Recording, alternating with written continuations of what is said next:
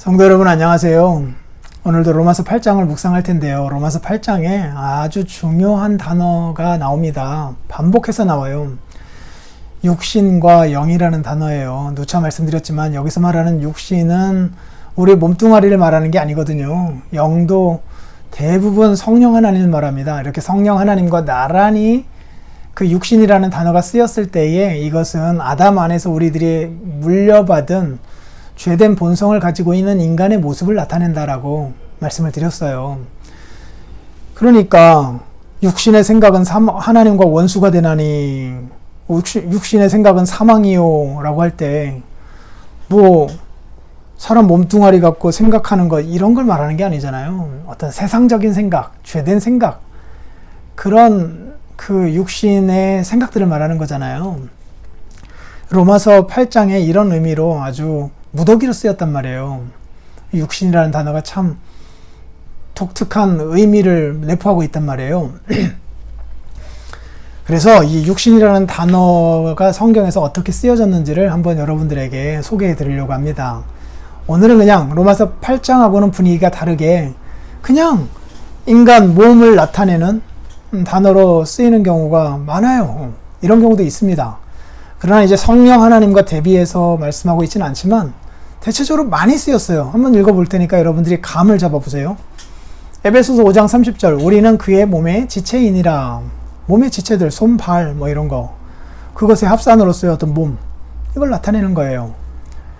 에베소서 5장 29절 누구든지 자기 육체를 미워하지 않고 오직 양육하여 보호하기를 그리스도께서 교회를 위하여 함과 같으니라 라고 하잖아요.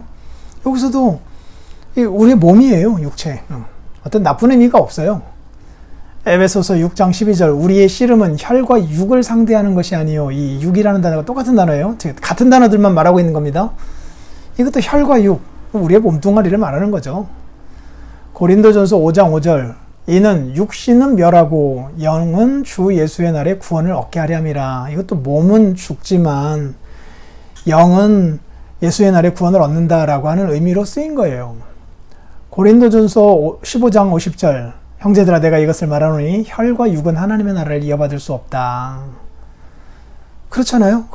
혈과 육 이런 어떤 육체를 가지고 하나님의 나라를 이어받을 수 있는 건 아니잖아요. 어떤 영혼의 정신, 믿음과 같은 것을 통하여서 하나님의 나라를 유업으로 받는 거잖아요. 고린도 후서 12장 7절 너무 자만하지 않게 하시려고 내 육체에 가시고 사탄의 사자를 주었다. 이게 안질이든 간질이든 이 육체에 가시라고 된 것, 이 육체는 실제로 몸 안에 있는 어떤 질병이었을 거예요. 그렇죠? 로마서 2장 28절 로마서 안에도 이런 의미가 있습니다. 무릇 표면적 유대인이 유대인이 아니요 표면적 육신의 할례가 할례가 아니니라. 표면적 육신의 할례 이거는 부정적인 의미가 없잖아요. 그냥 육체에 표현되어 있는 그 할례를 말하는 거예요. 골로새서 2장 5절 이는 내가 육신으로는 떠나 있으나 심령으로는 너희와 함께 있어. 이것도 몸은 떠나 있지만 마음은 너희와 함께 있다라고 하는 표현이잖아요. 골로새서 2장 13절 육체의 무할례로 죽었던 너희들을 하나님이 살리셨다. 실제 그 몸 안에 할례의 표징을 갖고 있지 않은 걸 말하는 거잖아요. 갈라디아서 6장 13절 할례를 받은 그들이라도 스스로 율법은 지키지 아니하고 너희에게 할례를 받게 하려 하는 것은 그들이 너희의 육체로 자랑하려 함이니라. 뭔가 이 육체의 할례를 표와 관련된 거니까 그냥 몸이에요. 몸. 디모데전서 3장 16절은 예수님에게 적용하는데요. 그분은 육신으로 나신 바 되시고 영으로 의롭다 하심을 받으시고 이게 사람의 몸을 입고 태어나셨다라고 하는 것을 나타내는 거예요. 이게 사람에게도 쓰이고 예수님에게도 쓰였습니다. 이건 뭐 신자에게는 없고 불신자에게만 있는 어떤 게 아니고 그냥 사람으로 살아가는 모든 사람에게 있는 그냥 몸이에요. 몸. 이런 의미로 사락스라는 단어가 쓰였습니다. 그래서 때로는 몸으로, 때로는 육신으로, 때로는 뭐 육체로 이렇게 번역하였지만 한 단어예요. 이거는 도덕적으로 중립적인 겁니다. 그냥 몸뚱아리를 나타내는 단어들이에요. 이렇게 이 단어가 쓰였습니다.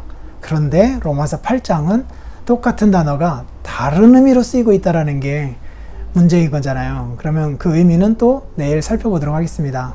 감사합니다.